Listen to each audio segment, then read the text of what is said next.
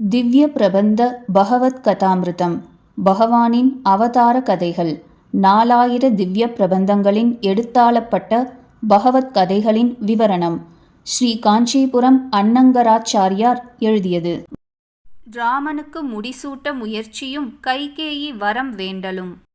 தசரதாத்மஜர்களுக்கு விவாகமான பின்பு கேகய ராஜனுடைய மகனாகிய யுதாஜித் என்பவன் தன்னுடைய மருமகனாகிய பரதனை தன் தேசத்திற்கு அழைத்து கொண்டு போனான். அந்த பரதனிடத்தில் மிக்க அன்புற்ற சத்ருக்னன் பரதனை விட்டு நொடியளவும் பிரியமாட்டாத தன்மையனாகையாலே தானும் அவருடன் கூடவே பரிசரியை பண்ணிக்கொண்டு கேகய தேசம் சென்றான்.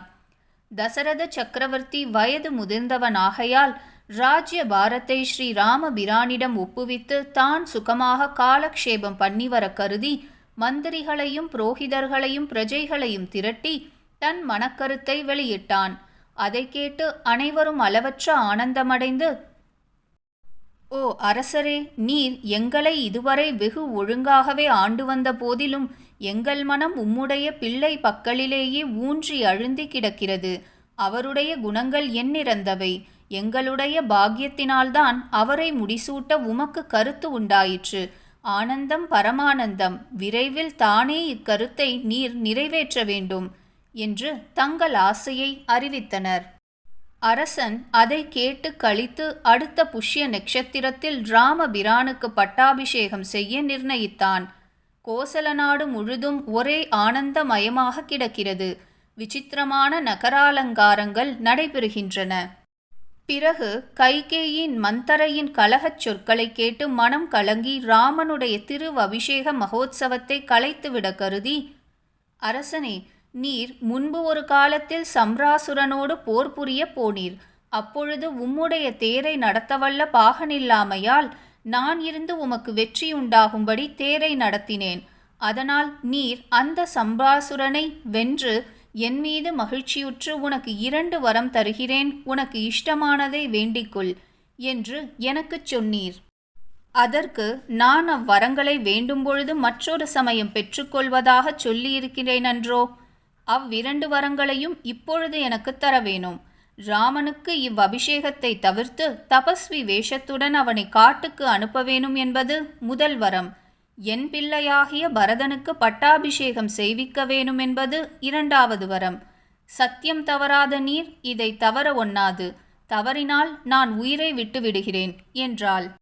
சக்கரவர்த்தி இக்கொடுஞ்சொல்லை கேட்டு இடி விழுந்தவன் போல் மூர்ச்சித்து கிடந்து சிறிது நேரம் கழித்து பிரக்ஞையை அடைந்து கண்கள் சுழன்று கண்ணீர் வழிந்து உடலம் விதிர்விதிர்த்து நா தழுத்தழுத்து தீனஸ்வரத்துடன் பலவும் பேசி முடிவாக ராமபிரானை காட்டுக்கு போக்க நேர்ந்தது.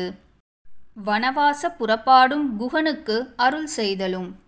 பிராட்டியையும் இளையோனையும் கூட்டிக்கொண்டு ஸ்ரீராமன் சக்கரவர்த்தியிடம் சென்று, நாங்கள் மூவரும் வனவாசம் போகிறோம், விடை கொடுக்க வேணும் என்று பாதங்களில் பணிந்து கைகூப்பி பிரார்த்திக்க, கைகேயி இவர்களுக்கு காய் கிழங்குகள் வெட்டி வைத்துக் கொள்ள களை கொட்டும் சிறிய கையிலுள்ளதொரு வில்லை தந்தார். கொண்டு வந்து ராமன் அவலீலையாக வாங்கி நானேற்றி அம்பு தொடுத்து அணிந்து கொண்டு ஆபரணங்களையும் பீதாம்பரங்களையும் அந்தணன் என்று பொறுத்தேன். ஆகையால் உம்மை கொல்லவில்லை. ஜனங்கள் எல்லாம் கண்ணீர் தொடுப்பு வீணாக போகாதர்.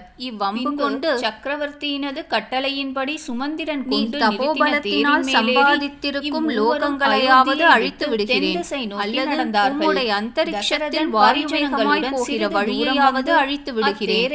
இவ்விரண்டில் உமக்கு எது இஷ்டம் மறைந்தவுடனே புலம்பிக் கொண்டு பரசுராமன் நீர் சாட்சாயை அடைந்தான். மற்றொருவனால் இது ஜனங்கள் எல்லாம் ஸ்ரீ ராகவனுடன் கூடவே கஷ்யபருக்கு கொடுக்கும் பொழுது அத்தேரை பின்தொடர்ந்து சென்று இருக்கக்கூடாது என்று சபதம் பண்ணி வாங்கிக் கொண்டாராக அதைச் சுற்றி அனைவரும் படுநிலத்தில் அடிவையாமலே மகேந்திர ராகவன் சுமந்திரனை ஏவி தேரை வம்பை என்னுடைய வழியிலா வழியை நடத்தி கொண்டு வெகு தூரம் சென்று தீனஸ்வரமாய் சொல்ல ஊரை அடைந்தனர். அப்பானத்தினால் அவருடைய வழிகளை அழித்து விட்டார். ஜனங்கள் பின்பு பரசுராமன் ஒளிமழுங்கி காணாமல் சிறிது தூரம் சென்று தேடி மூவழுகால் மன்னரை அறியாத மழுவேந்திய பரசுராமனை கஞ்சனை செய்து நம்பிள்ளைகளுக்கு என்ன சொல்லி வருகிறதோ என்று திகிலடைந்து மூர்ச்சித்திருந்த தசரதன் பயம் தீர்ந்து மகிழ்ந்து இளையவனுமாக அயோத்தி தலைமையை சடையாகாது ராஜ்ய நிர்வாகம் செய்து கொண்டு வந்தான். நின்றும் குமாரர்கள் நால்வரும் தங்கள் மனைவிகளுடன் கூடி உல்லாசம் அடைந்து இனிமையாக வாழ்ந்து வந்தனர். அங்கிருந்த வேடர் தலைவனாகிய குகன் என்பவனுடன் நேசித்து